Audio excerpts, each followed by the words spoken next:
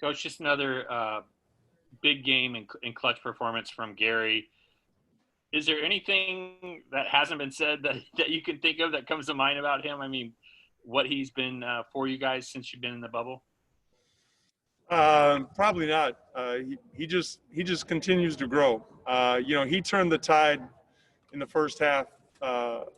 Porter Jr. came in and had 10 quick points. Gary came in and made an impact on the game at the 6-minute mark.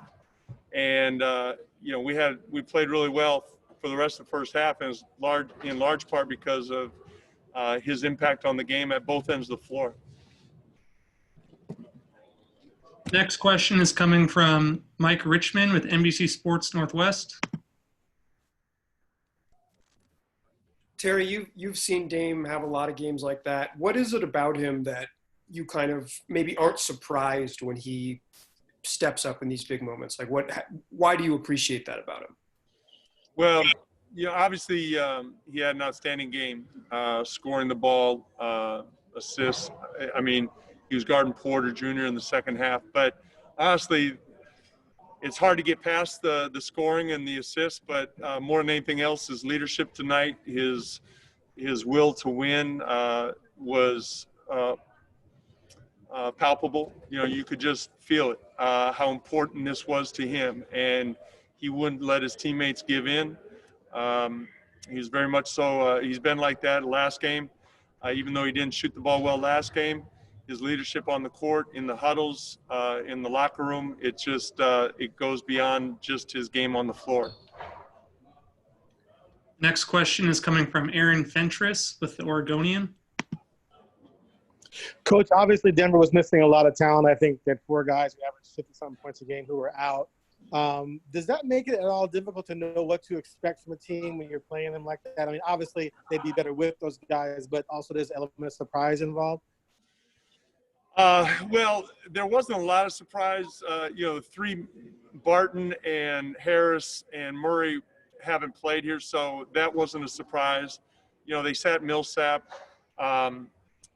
So that part of it wasn't a surprise. Obviously, I think more than anything else, it showed that they have a lot of talent on their bench. Mason Plumlee played really well. Dozier played well. Bowl played well. They had a lot of contributions off the bench, so you can't take anything for granted. Mike Malone does a great job with that team. Their second unit, their third unit they were running their offense well, taking advantage of what was there, and they were working really hard. So I think it just goes to show you can't let your guard down at any point against anybody. The next question is coming from Dwight James with NBC Sports Northwest. Terry, there's so many teams chasing the same thing that you want in this situation in a very short amount of time. Do you have any feeling yet for how many wins it's going to take to get into this 2-team playoff for the 8th spot? Honestly, no. I mean, now it's with 4 games to go, it's the math is a little easier.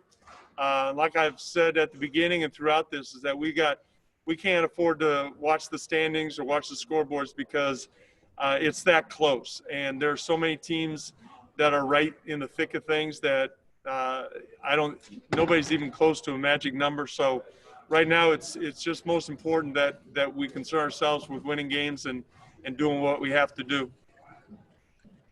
The next question is coming from Mark Medina with USA Today. Right here, Terry. Brad Stevens was saying the other day that he didn't view you guys as like a typical 9th seed because he's accounting for the fact that, hey, you guys are fully healthy now, and Dame and CJ are who they are, and Melo is who he is. How do you view the team and what they're kind of upside? I don't know. I think we're playing good basketball, and I think we're playing with a determination in a playoff stretch that you have to have during this. Whatever people say about us or 9th seed, 8th seed, we have to win games. And, we've dug ourselves this hole and we're playing with the urgency that we need to play with. And I think one of the reasons we've won 3 of these games is and we played well against Boston, is that we've really approached each game with a playoff mentality, a must-win mentality. And when you play like that, there's a good chance you're going to play a lot better. The next question is coming from Joe Varden with The Athletic. Not to get ahead of ourselves here, but you have to play every game to win, obviously, and playoff teams were already set. Can that be a benefit when you actually get into a playoff series where you had to play 8 games and try to win them all? I'd love to find out. I don't know. It's, obviously the 15 teams, there are 15 teams basically who were almost assured a spot when they came to Orlando. And then we had 6 teams, 7 teams fighting for the spot in the West. So we'll see what happens. Whoever gets the 8th seed, we're all playing the same way. We're all playing with, there's only one spot for us, and we have to play that way. Whether that helps whoever that is, we'll find out. It's right now, I think you would say that everybody's concerned. We don't want to get ahead of ourselves, and it's just about playing the next game. Sorry, pretty cliche. Last question is coming from Jason Quick with The Athletic. Coach, just going back to Gary, how big in your mind for you as a coach was that Oklahoma City game earlier this year when you guys had made the trade earlier in the day and Gary kind of got his first real shot? How big was that for you as you look back now? Well, the thing about that game, obviously it was a coming out party for him, but he looked like death warmed over in the morning. I didn't think there was any way he was going to play. And then to have his best game up until the hiatus it was pretty remarkable on the road against a really good team. So certainly that was probably a turning point for him and for us. We'll go ahead and wrap it there. Thank you, Coach.